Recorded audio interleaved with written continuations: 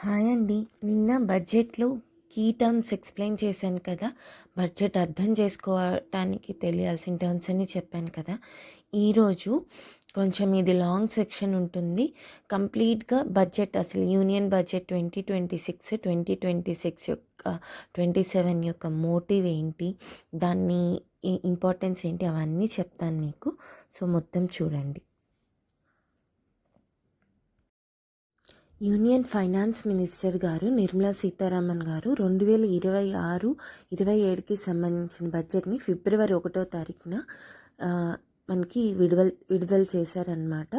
దీంట్లో కొన్ని టర్మ్స్ మన ఎకనామిక్ సర్వే రిలీజ్ అయింది కదా, దానిలో ఉన్న టర్మ్స్ ఇక్కడ రిపీట్ అయ్యాయండి. ఇది ఫస్ట్ టైం కర్తవ్య భవన్ కన్స్ట్రక్షన్ మూవ్ అయ్యాక అక్కడ చేసిన ఫస్ట్ కాబట్టి ఇక్కడ ఫాలో అవుతున్న వాటిని 3 కర్తవ్యాలుగా తీసుకున్నారనమాట. ఈ ఇయర్ బడ్జెట్లో ఉండే వాటిని అన్నిటినీ అనమాట. అయితే ఇక్కడ టోటల్ ఎక్స్పెండిచర్ ఎంత ఎస్టిమేట్ వేసుకొని ఎంత ఖర్చు పెట్టబోతున్నారంటే 53.5 lakh crores. ఫిజికల్ డెఫిసిట్ ఎంత ఎస్టిమేషన్ వేశారు? 4.3% ఆఫ్ ద జీడిపి అంట. సో జీడిపి గ్రోత్ అనేది ఫిజికల్ డిసిప్లిన్ సస్టైన్ చేస్తూనే వెళ్ళాలి అన్న ఉద్దేశంతోనే ఇండియా అనేది ముందుకెళ్తోంది. ఇదే ఏం చెప్తుంది?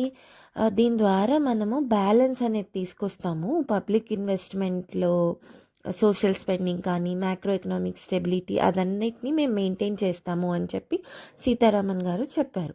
ఇంకొకటి ఏంటి? The budget is anchored upon 3 main kartavyas. ఆ 3 మెయిన్ కర్తవ్యాస్ ఏంటి?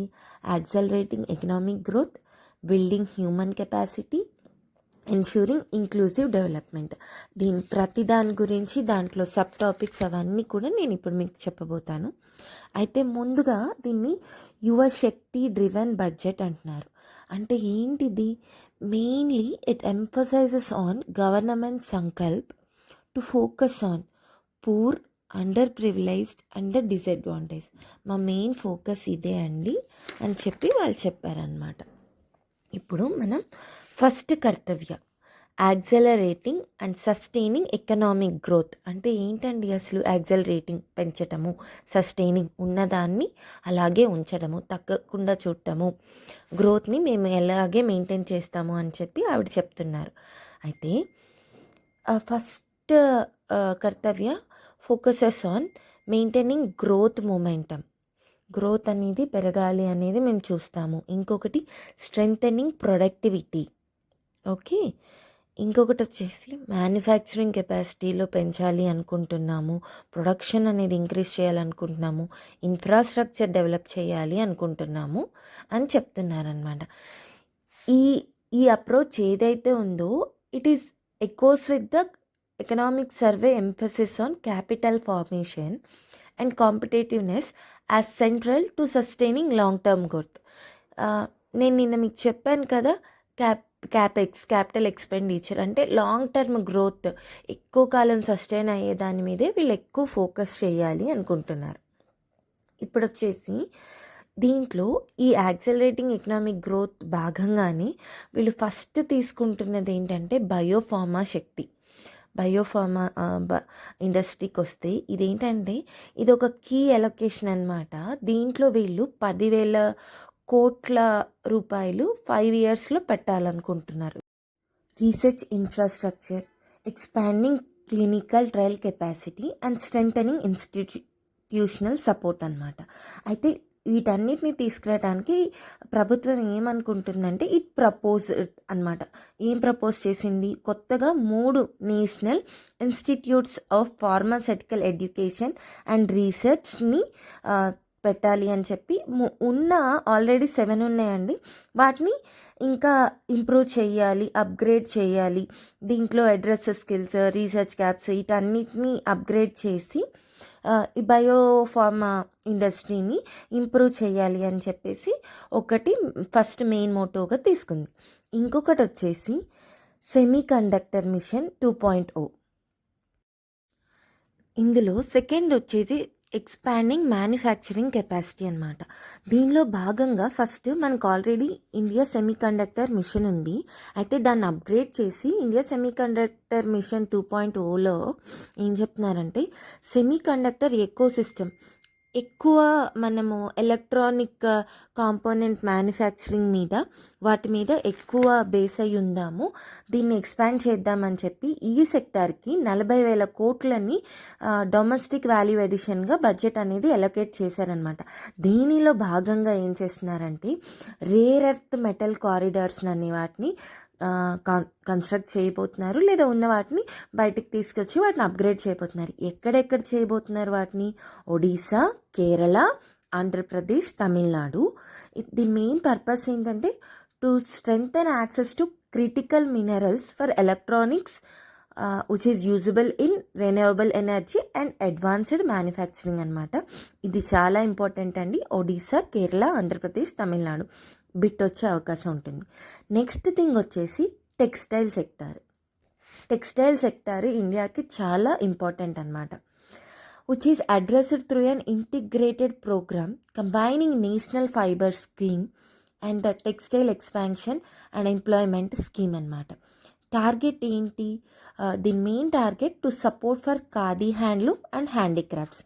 The objective is to improve productivity, employment కానీ దీన్ని స్కేల్ ఆఫ్ వర్క్ కానీ అండ్ ఈ సెక్టార్లో ఇంప్రూవ్ చేయాలనుకుంటుంది. అంటే దీని ద్వారా government want to gives complete support, continue support to large work force అనమాట.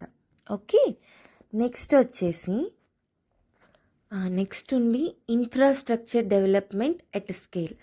దీంట్లో మెయిన్గా క్యాపిటల్ ఎక్స్పెండిచర్, క్యాపెక్స్ చెప్పాను కదా. ప్రభుత్వం ఏం చేస్తుంది? Last year 11.2 lakh crores పెట్టిందనమాట.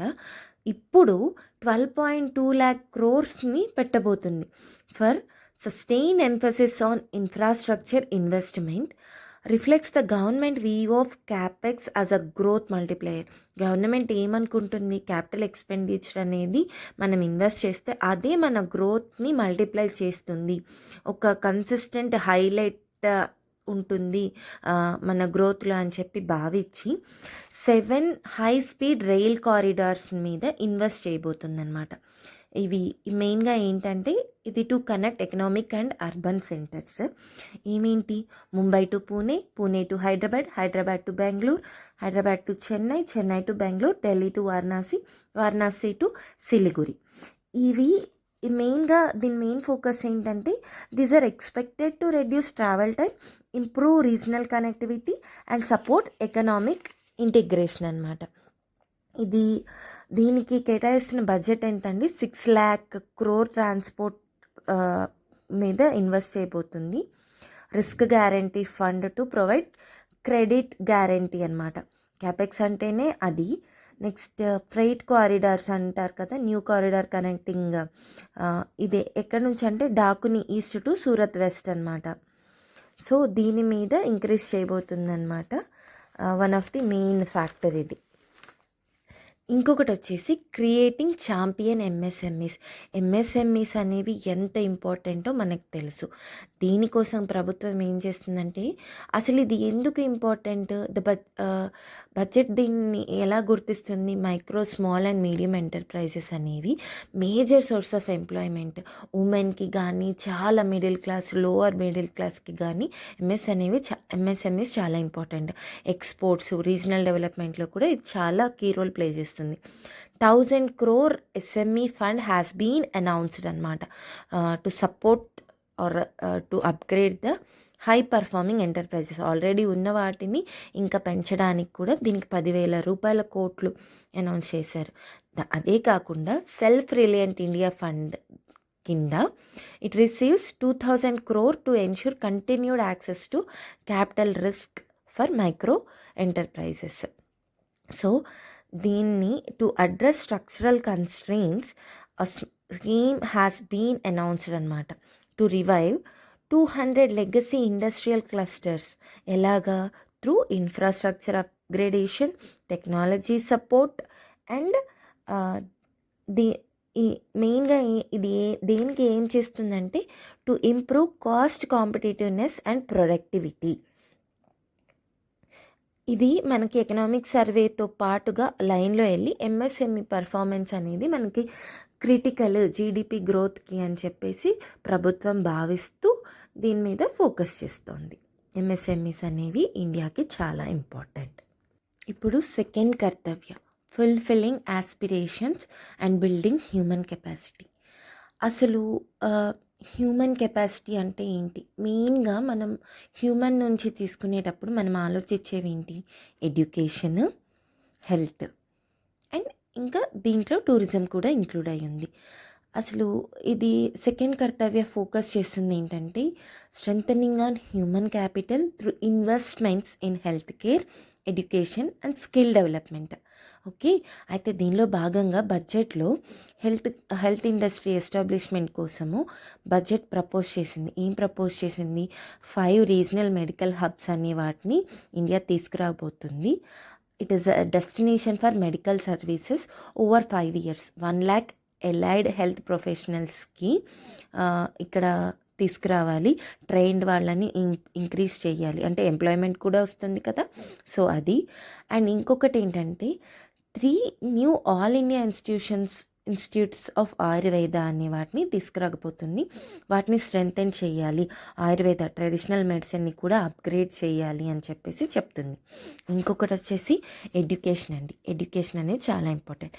5 university townships అనే వాటిని ప్లాన్ చేస్తుంది. ఎక్కడెక్కడ ఇండస్ట్రియల్ అండ్ లాజిస్టిక్ కారిడార్స్ ఏవైతే ఉన్నాయో అక్కడ కన్స్ట్రక్ట్ చేసినట్లయితే అవి లింకేజెస్ని ఇంప్రూవ్ చేస్తాయి. మెయిన్గా అది అకాడమిక్ పరంగాను అవ్వచ్చు, ఇండస్ట్రీ పరంగాను అవ్వచ్చు అని చెప్పేసి కొత్తగా యూనివర్సిటీస్ని కట్టాలి అనుకుంటుంది. దీని ద్వారా ఏంటంటే ఇది అకామిడేషన్ గ్యాప్స్ ఉమెన్లో ఉన్న వాటిని తగ్గిస్తుంది, ప్లస్ ఉమెన్ హయ్యర్ ఎడ్యుకేషన్కి వెళ్ళటానికి తోడ్పడుతుంది అని చెప్తుంది. అలాగే ప్రతి డిస్టిక్కి ఒక గర్ల్స్ హాస్టల్ అనేది ఏర్పాటు చేయాలి. దాని ద్వారా ఏంటంటే ఎక్కడెక్కడికో వెళ్ళి చదివినప్పుడు ఉమెన్ అనేవాళ్ళు ఫ్రీగా అకామిడేషన్ కోసం వెళ్తారు అని చెప్పేసి ఇది కొత్తగా తీసుకొచ్చిందనమాట. అయితే ఈ గర్ల్స్ హాస్టల్ని viability gap funding or capital support ద్వారా కన్స్ట్రక్ట్ చేయాలి అనుకుంటుంది. అసలు వయబిలిటీ గ్యాప్ ఫండింగ్ అంటే ఏంటి? దీనికి ఏంటంటే అండి, ఫైనాన్షియల్ సపోర్ట్ ఏదైతే ఉందో అది లోన్స్ ద్వారా ఇన్ఫ్రాస్ట్రక్చర్ కోసం గవర్నమెంట్ అనేది ఇవ్వదన్నమాట. కానీ ఎకనామికలీ ఇది ఎసెన్షియల్ కాబట్టి కమర్షియల్ అన్వయబుల్ అంటే లో రిటర్న్స్ వచ్చేటట్టు ప్రైమర్లీ ఫ్రమ్ పబ్లిక్ ప్రైవేట్ పార్ట్నర్షిప్స్గా తీసుకోవటం కానీ ఎవరైనా స్పాన్సర్ చేస్తే అట్లా తీసుకోవటం ద్వారా ఇది కన్స్ట్రక్ట్ చేస్తుంది. దీని ద్వారా ఏంటంటే ఇట్ బ్రిడ్జెస్ ద గ్యాప్ అనమాట between project cost and revenue, attracting private investment in sectors like health, education, ట్రాన్స్పోర్ట్లో ఏంటంటే మెయిన్గా ఈ వైబిలిటీ గ్యాప్ ఫండింగ్ ద్వారా ఫిల్ చేయాలనుకుంటుందంటే గవర్నమెంట్ తన డబ్బులు పెట్టకుండా ఎవరైనా పార్ట్నర్షిప్తో ప్రైవేట్ వాళ్ళు వచ్చి ఇన్వెస్ట్ చేస్తే హెల్ప్ అవుతుంది అని చెప్పి అలా కన్స్ట్రక్ట్ చేయాలనుకుంటుంది. ఇంకొక మెయిన్ది వచ్చేసి ఆరెంజ్ ఎకానమీ. ఆరెంజ్ ఎకానమీ ఏంటి? మెయిన్గా కంటెంట్ క్రియేషన్ అనేది ఇప్పుడు చాలా ఎక్కువైపోయింది. సో దాని ద్వారా ఎకనామీకి కూడా తోడ్పాటు అవుతుంది అని చెప్పేసి దాని మీద మనం ఫోకస్ చేద్దాం.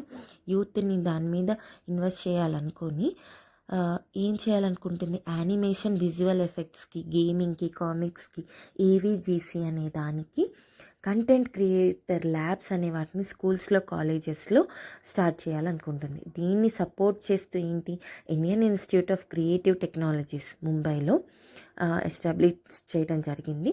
ఉన్నదాన్ని అప్గ్రేడ్ చేసినట్టున్నారు. It will aid for the development of the emerging digital and creative industry.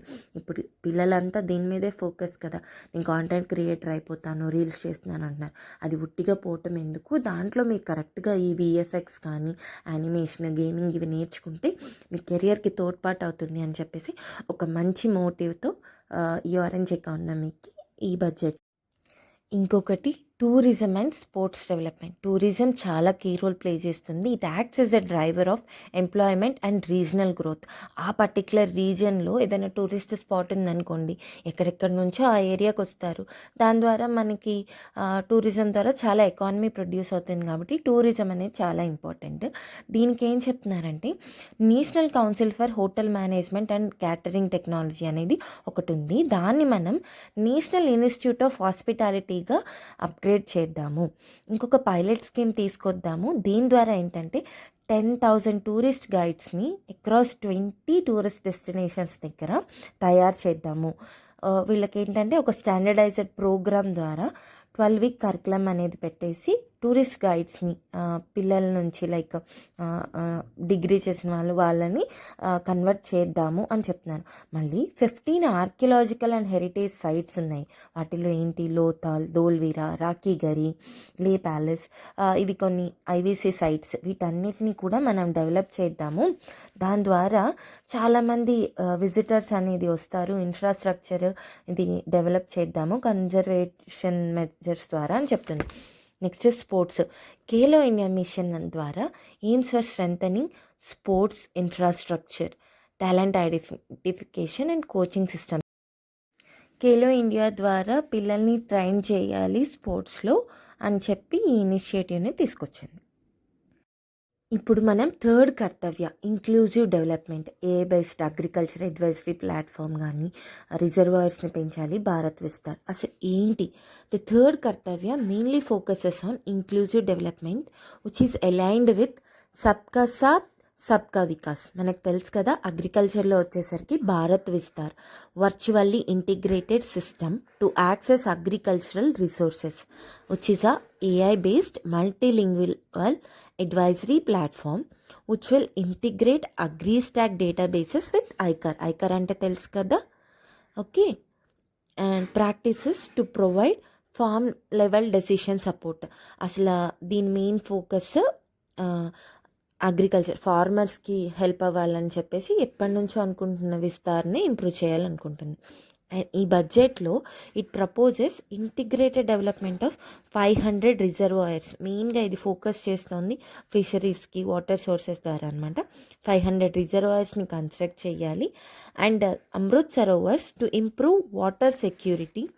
Special attention is given to the north eastern states. East coast industrial corridor అనే దాన్ని ప్లాన్ చేస్తుందన్నమాట. నోడ్ పాయింట్ వచ్చేసి దుర్గాపురి దగ్గర, which is along with the development of 5 tourism destinations.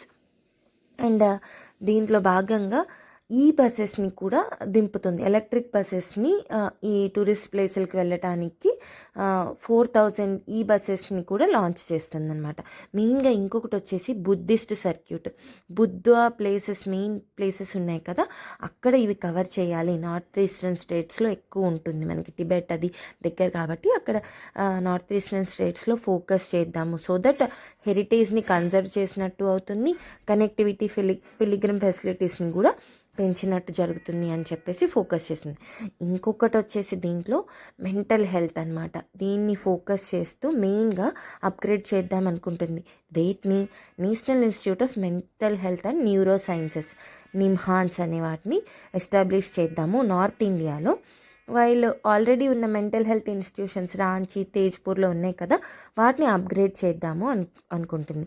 మళ్ళీ ఇంకొక point ఏంటంటే ఈ అగ్రికల్చర్లో భాగంగా హై వాల్యూ క్రాప్స్ ఏవైతే ఉన్నాయో కోకోనట్, శాండిల్వుడ్, వాల్నట్స్, నట్స్లో వచ్చేసరికి వాల్నట్, ఆల్మండ్స్, ఇవన్నిటిని కూడా పెంచుదాము. నార్త్ ఈస్ట్లో వచ్చి అగార్ ట్రీస్, క్యాష్యూ, కోకోవా, వీటి క్రాప్స్ని ఇంక్రీజ్ చేద్దాము.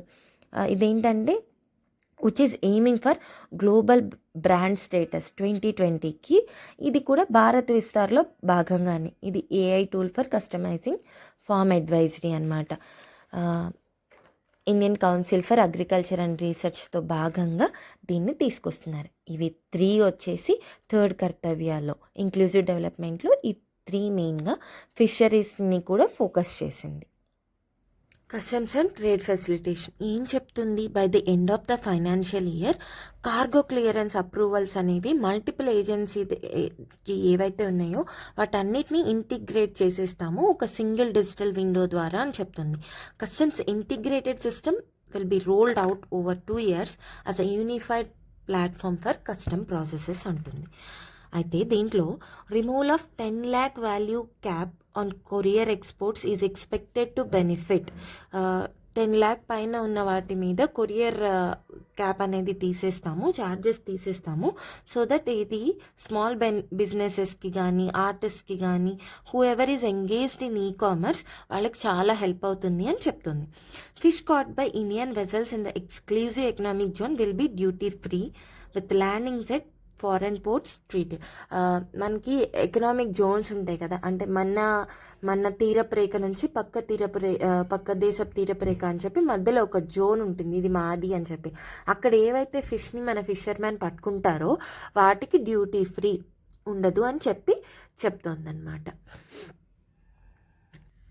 Tax reforms and ease of doing business. The new income tax act 2025 ఏదైతే ఉందో which is effective from April 2026, దాని మెయిన్ ఏంటంటే to simplify tax compliance through simpler rules, చిన్న rules, redesigned forms and easy ప్రొసీడ్యూర్స్తో చేయాలి అనుకుంటుంది. The tax collected at source, నిన్న చెప్పాను కదా TCS, rate on overseas tax packages and on remittances under the liberalised remittances scheme కింద ఏదేంటి మెయిన్గా ఎడ్యుకేషన్, మెడికల్ పర్పసెస్కి ఏవైతే ఉన్నావో దాని మీద ఉన్న TCSని 2%కి తగ్గించిందనమాట. Okay, for IT sector, software development కానీ, IT enabled services, contract, R&D, research development services, ఇవన్నిటిని కూడా ఒక సింగిల్ కేటగిరీలోగా మర్జ్ చేస్తుంది. Which is a single category ఏంటంటే ఇన్ఫర్మేషన్ టెక్నాలజీ సర్వీసెస్ అని.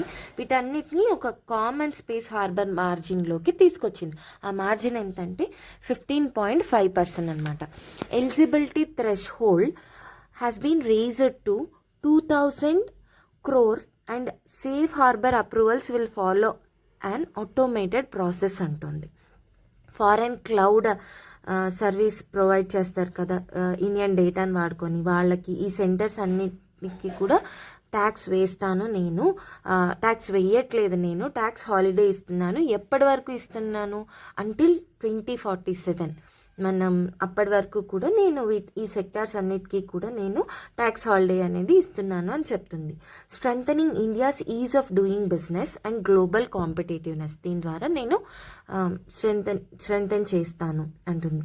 To reduce compliance burden, a joint committee of the Ministry of Corporate Affairs and CBDT will align income computation and disclosure standards ICDS అనేది ఇండియాతో జరుగుతుంది with Indian accounting standards అన్నమాట. So that removing of separate tax accounting, ఇంకొక account లేకుండా from 2027 నుంచి 2028 అనమాట.